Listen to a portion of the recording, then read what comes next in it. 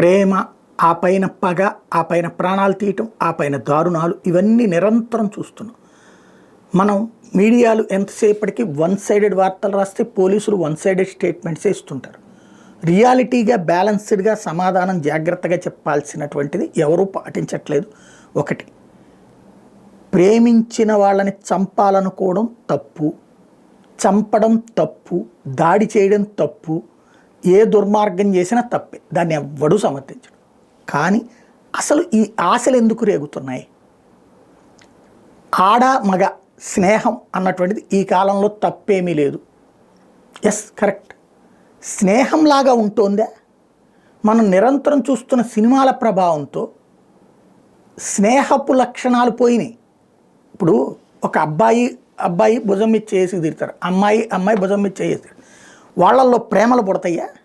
వాళ్ళకి ఏమైనా ఫీలింగ్స్ వస్తాయా? ఏముండదు కదా. అదే అమ్మాయి వచ్చేటప్పటికి కెమికల్ రియాక్షన్ డిఫరెంట్గా ఉంటుంది. ఎంత కాదన్నా పక్కన నడిచినప్పుడు ఒక రకమైనటువంటి ఎంజైమ్స్ ఊరతాయి. అది చెల్లెలనినో అక్కనినో ఆ విధమైనటువంటి భావం ఉన్నప్పుడు అట్లాంటిది రాదు, ఆ ఫీలింగ్ రాదు. అక్క, చెల్లి, అమ్మ, అత్త ఇట్లాంటి వాళ్ళని చూసినప్పుడు వాళ్ళతో తిరిగేటప్పుడు ఆ ఫీలింగ్ రాదు. అలా కాకుండా ఈ విధంగా తిరిగినటువంటి సందర్భంలో వస్తుంది. దాన్ని కట్ చేయాలి. మనం ఫ్రెండ్షిప్ అంటే ఫ్రెండ్షిప్ అన్నది తెలియజేయాలి. కానీ ఆ భావోద్వేగానికి కొంత హింట్ ఇచ్చుకుని అది లవ్గా అవతల వాళ్ళు ఫీల్ అవుతున్నారని తెలిసి సినిమాల్లో చూపెట్టినట్టు ఓరకళ్ళతో లేకపోతే పరోక్ష సంకేతాలు ఇచ్చి ఆ తర్వాతన ఇతనికంటే మంచివాడు దొరికినప్పుడు వద్దని అనుకుంటాం, లేదా ఇతనిలోని ప్రేమించే టైంలో మంచి లక్షణాలు గారు కనబడతాయి స్టార్టింగ్ డేస్లో. బట్ 4 రోజులు సహవాసం తర్వాత ఇతనిలో చెడు లక్షణాలు కనబడతాయి. అప్పుడు వదిలించుకుని వెళ్ళాలి అనుకుంటున్నారు. ఇక్కడ తేడా వస్తుంది. ఇక్కడ ఉద్దేశం ఇక వాడికే బానిసగా ఉండొద్దు. బట్ ఆ సంకేతం ఇచ్చే ముందు క్రాస్ చెక్ చేసుకోవాలి.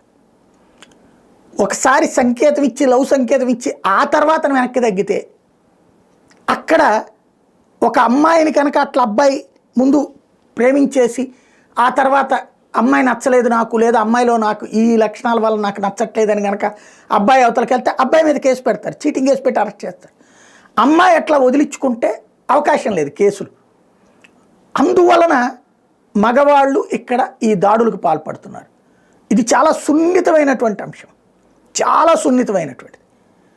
ఓ రకంగా చెప్పాలంటే ముళ్ళ కంప మీద పడ్డటువంటి సిల్క్ చీర లాంటి జీవితం ప్రేమల వ్యవహారాలు.